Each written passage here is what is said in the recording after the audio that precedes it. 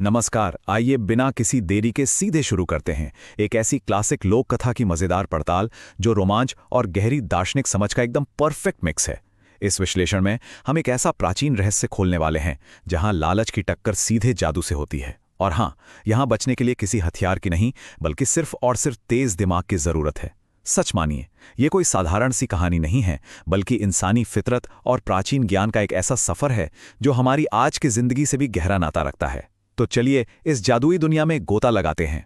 शुरुआत करते हैं इस बेहद गहरे और दिलचस्प सवाल के साथ। जरा इस पहेली पर गौर कीजिए। सुनने में एकदम किसी बड़े दार्शनिक का सवाल लगता है ना?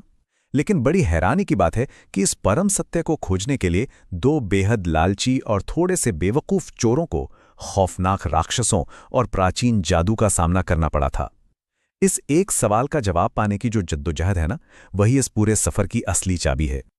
और इस कमाल की पहेली का जवाब है समय। अब इस जवाब की सबसे मजेदार बात यह है कि यह सिर्फ एक जवाब भर नहीं है, बल्कि पूरी कहानी का एक बहुत अहम हिस्सा है। हम आगे देखेंगे कि कैसे ये चोर आखिरकार इस कड़वे सच तक पहुंचते हैं। ये पूरी कथा समय, सत्य और त्याग जैसे गंभीर विषयों को बड़ी ही खूबसूरती से एक साथ बुनती है। आइए देखते हैं कि यह रोमांचक सफर आखिर शुरू कैसे होता है। तो सबसे पहले आते हैं हमारे पहले पड़ाव पर, चोरी और रहस्य। कहानी की शुरुआत होती है दो चोरों से, मदन और पप्पू। रात के अंधेरे में इन्होंने एक रहस्यमयी संदूक चुराया, लेकिन असली ट्विस्ट तब आया जब वो माल आधी रात को उनके ही घर से रहस्यमयी तरीके से गायब हो गया। चोर के घर में चोरी, ये देखकर तो उनके होश ही उड़ गए। उनका लालच उन्हें बेचैन कर देता है। अगली ही सुबह वे सीधे मथुरा पंडित नाम के एक व्यक्ति के पास पहुंचते हैं और उसे उसी के बेटे की पोल खोलने की धमकी देकर ब्लैकमेल करते हैं ताकि अपनी चोरी गई दौलत का पता लगा सकें। पंडित उन्हें एक खौफनाक जंगल का रास्ता बताता है और फिर एक रहस्यमयी लाल लकीर का पीछा करते हुए वे उसी पुराने खंडहर तक वापस पहुंच जाते हैं जहां से ये सब शुरू हुआ था। अब खंडहर पर पहुंचने के बाद उनका सामना जिससे होता है वो किसी की भी रूह कंपा दे। एक प्राचीन रहस्यमयी बुढ़िया उनके सामने आकर खड़ी हो जाती है और दावा करती है कि वो हजारों सालों से उस संदूक और दौलत की रखवाली कर रही है। वो उन चोरों को सीधे चुनौती देती है कि अगर उन्हें वाकई वो संदूक चाहिए तो उन्हें शीर तालाब जाना होगा, क्योंकि सिर्फ वही तालाब उन्हें सारा सच बताएगा। चलिए अब बढ़ते हैं कहानी के अगले हिस्से की तरफ, मायावी जंगल की चुनौतियां। उस बुढ़िया की बात मानकर मदन और पप्पू उस तालाब की खोज में निकल तो पड़ते हैं, पर ध्यान दीजिएगा, वो एक ऐसे मायावी जंगल में घुस चुके हैं जहां हर कदम पर मौत का साया है। इस जंगल की सबसे खतरनाक बात यह है कि यहां जो जैसा दिखता है असल में वैसा बिल्कुल नहीं होता। यहां जिंदा बचने के लिए डोले शोले नहीं बल्कि तेज दिमाग की जरूरत है। और इसका सबसे पहला सबूत तब मिलता है जब मदन एक बेहद खूबसूरत स्त्री के आकर्षण में फंस जाता है। वो स्त्री उसे आराम करने के लिए बुलाती है और मदन बिना कुछ सोचे समझे सम्मोहित होकर उसके पीछे चला जाता है। लेकिन असल में वो कोई स्त्री है ही नहीं, वो तो जंगल की एक मायावी आत्मा है जो उसे अपना शिकार बनाना चाहती है। ये दिखाता है कि कैसे संसारिक भ्रम पल भर में हमारी आंखों पर पट्टी बांध सकते हैं। यहीं पर आता है कहानी में एक जबरदस्त मोड़। जब मदन पूरी तरह से मायाजाल में फंस चुका था, तब पप्पू अपनी सूझबूझ और आस्था का इस्तेमाल करता है। उसे समझ आ जाता है कि ये कोई डायन है। वो तुरंत हनुमान चालीसा का पाठ शुरू कर देता है और जैसे ही वो भूत पिशाच निकट नहीं आवे पड़ता है, उस मायावी आत्मा का असर चकनाचूर हो जाता है। ये पल इस बात को बहुत मजबूती से साबित करता है कि आस्था और ज्ञान के सामने कोई भी छल या माया नहीं टिक सकती। इस जानलेवा भ्रम से बाल बाल बचने के बाद उनकी मुलाकात होती है एक बेहद ही अनोखे जीव से, चूहा काका। और भाई, ये कोई आम चूहा नहीं है। ये दावा करता है कि उसकी उम्र लाखों साल है और उसे कभी न मरने का वरदान मिला है।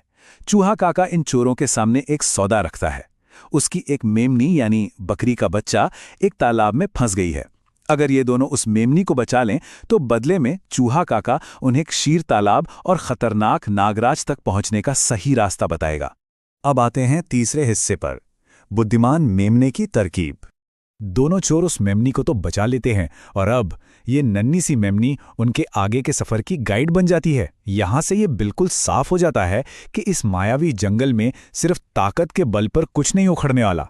यहाँ कदम कदम पर दिमाग का इस्तेमाल करना पड़ता है, लेकिन जैसे ही वे आगे बढ़ते हैं, साक्षात मौत आकर उनके सामने खड़ी हो जाती है। एक बेहद विशाल और खूंखार राक्षस उन तीनों को घेर लेता है। राक्षस उन्हें कच्चा चबाने के लिए एकदम तैयार है। दोनों चोरों की तो सिट्टी पिट्टी गुम हो जाती है और माहौल पूरी तरह से दहशत भरा हो जाता है। लेकिन यहाँ इस मेमनी ने अपने दिमाग का जो खेल खेला है ना, वो सच में लाजवाब है। वो बिल्कुल नहीं घबराती, बल्कि सीधे राक्षस के अहंकार पर चोट करती है। वो उससे कहती है कि हम तो पहले से ही पहाड़ी के पीछे रहने वाले एक और भी बड़े राक्षस का शिकार हैं, और हम यहाँ सिर्फ अपना वजन बढ़ाने आए हैं ताकि वो बड़ा राक्षस हमें खा सके। ये साइकोलॉजिकल ट्रिक काम कर जाती है। राक्षस अपने उस काल्पनिक दुश्मन से लड़ने के लिए वहां से चला जाता है और ये तीनों अपनी जान बचाकर भाग निकलते हैं। और इसी के साथ हम पहुंचते हैं सबसे अहम हिस्से पर, नागराज के 3 प्रश्न। राक्षस से बचते बचाते आखिरकार ये तीनों उसी जगह पहुंच ही जाते हैं जिसकी तलाश थी, क्षीर तालाब। टेंशन अब एकदम पीक पर है, क्योंकि इस तालाब पर नागों के राजा भयानक नागेश्वर का कब्जा है।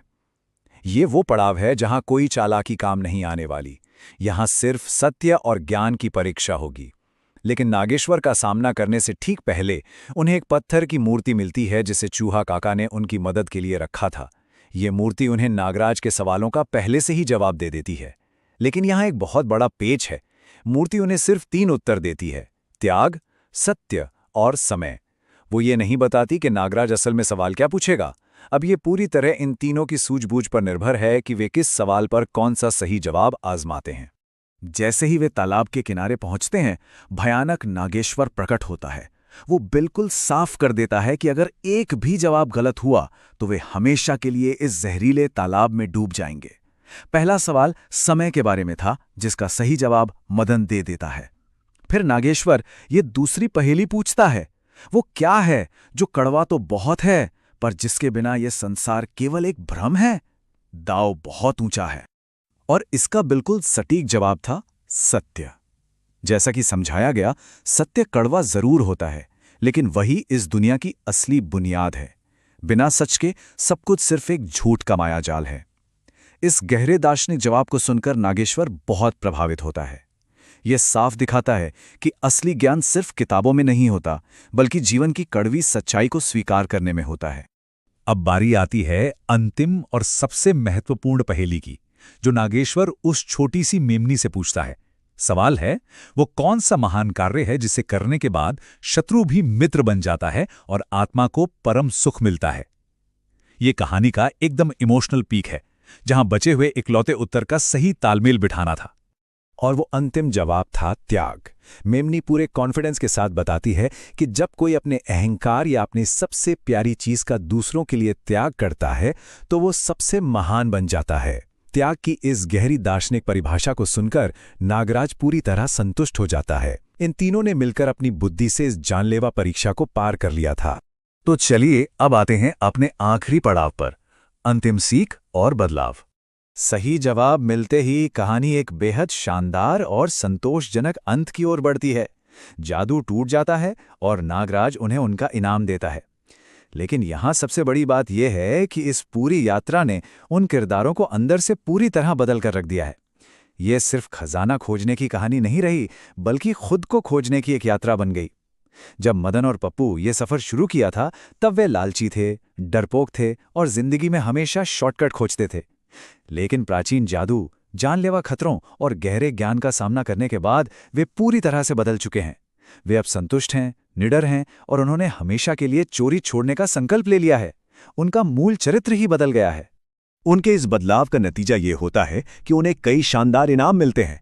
सबसे पहले तो हजारों साल पुरानी उस बुढ़िया का श्राप हमेशा के लिए टूट जाता है और उसे आखिरकार मुक्ति मिल जाती है। चोरों को सोने से भरा संदूक तो मिलता ही है, लेकिन उनका असली खजाना है उनकी ईमानदारी का नया संकल्प और उस बुद्धिमान मेमनी के साथ उनकी जीवन भर की पक्की दोस्ती। वे लालच की जंजीरों से अब पूरी तरह आजाद हो चुके हैं।